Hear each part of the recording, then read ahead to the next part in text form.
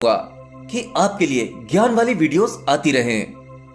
Anyway, मुझसे बहुत से लोगों ने पूछा था कि स्वामी विवेकानंद के तेज दिमाग का क्या राज है। तो चलिए आज थोड़ा स्वामी विवेकानंद जी के बारे में जान लेते हैं। आज स्वामी विवेकानंद जी को पूरी दुनिया उनकी तेज बुद्धि और स्मरण शक्ति के लिए जानती है। उनके बारे में यह भी बताया है कि स्वामी विवेकानंद जी 700 पन्नों की किताब केवल 1 घंटे में ही पढ़ लिया करते थे और उसे पूरी तरह से याद रखते थे। यह तो कुछ भी नहीं है, कुछ जगहों पर तो यह भी वर्णन है कि उन्हें किताब खोलने की जरूरत ही नहीं पड़ती थी। वो किताब को खोले बिना ही पढ़ लेते थे और पूछे जाने पर किताब के बीच में से कहीं से भी वो कुछ भी बता सकते थे, और वो भी बिना देखे। खैर, इन बातों पर यकीन करना या ना करना ये आपकी चॉइस है, क्योंकि अगर मनुष्य इसे अपनी बुद्धि के ऊपर तक से सोचता है तो यह अविश्वसनीय लगता है। लेकिन वहीं उन चीजों को भी नकारा नहीं जा सकता जो हमारे भीतर रहस्य कुंडली मार के बैठे हुए हैं। वैसे दुनिया में कुछ लोगों को इस प्रकार की शक्तियां बचपन से ही मिल जाती हैं, और वो उनके पिछले जन्मों के कार्मिक अकाउंट की वजह से। यह बात भी सही है कि स्वामी विवेकानंद जी की बुद्धि बचपन से ही अन्य बच्चों की तुलना में प्राकृतिक रूप से ज्यादा तीव्र थी। लेकिन यह बात भी सच है कि उन्होंने अपने मस्तिष्क को तेज करने के लिए स्वयं भी प्रयास किए थे। स्वामी विवेकानंद जी अपनी बुद्धि को तेज करने के लिए 2 बातों का पालन करते थे। उनके अनुसार अगर कोई भी व्यक्ति इन 2 बातों का पालन करता है तो वह अपनी सीखने की क्षमता को बहुत अधिक बढ़ा सकता है। और विवेकानंद जी के मुताबिक ध्यान और ब्रह्मचर्य मनुष्य के मस्तिष्क की क्षमता को बढ़ा सकते हैं। देखिए, ध्यान करने से क्या होता है। ध्यान आपके मस्तिष्क को एकाग्र करता है, और किसी भी टॉपिक को समझने और उसे याद रखने के लिए एकाग्रता बहुत जरूरी है। अगर आप कोई नई खोज करना चाहते हो तो उसके लिए भी पूर्ण एकाग्रता चाहिए।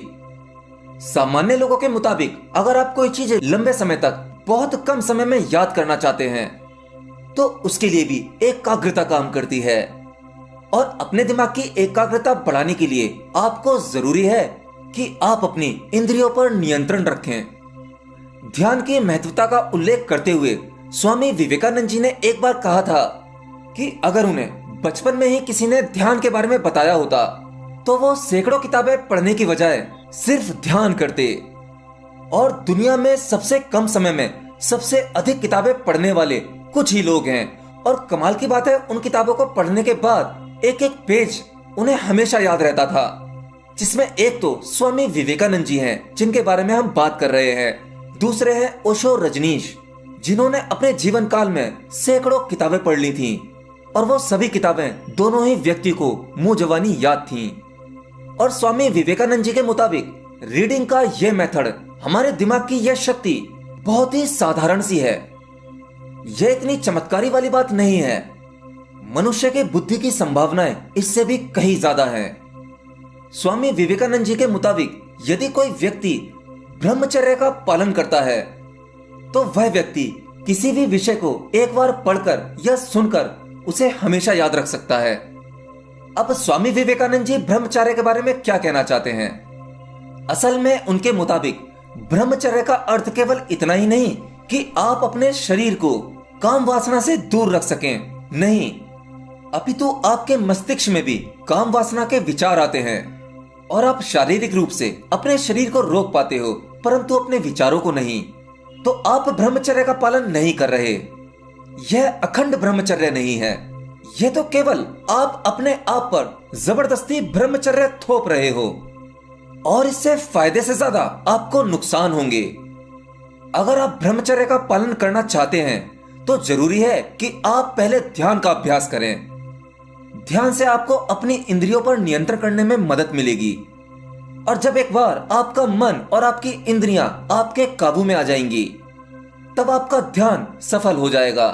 और जब आपके ध्यान में रुचि बढ़ेगी तब आपका मन काम वासना से दूर होता चला जाएगा। आपको काम वासना से ज्यादा प्लेजर, ज्यादा खुशी ध्यान में मिलने लगेगी, और फिर आप अपनी बुद्धि का स्तर बढ़ा सकते हो। और जब आपकी बुद्धि की एकाग्रता बढ़ती है तब आप जीवन में कुछ भी हासिल कर सकते हो। अब चाहे आप आध्यात्म की ऊंचाइयों को छू लो जैसे स्वामी विवेकानंद जी ने किया, या फिर आप भौतिक जगत में सफलता की सीढ़ियों पर चढ़ जाओ, ये आप पर डिपेंड करता है। एनीवे, आज के लिए इतना ही।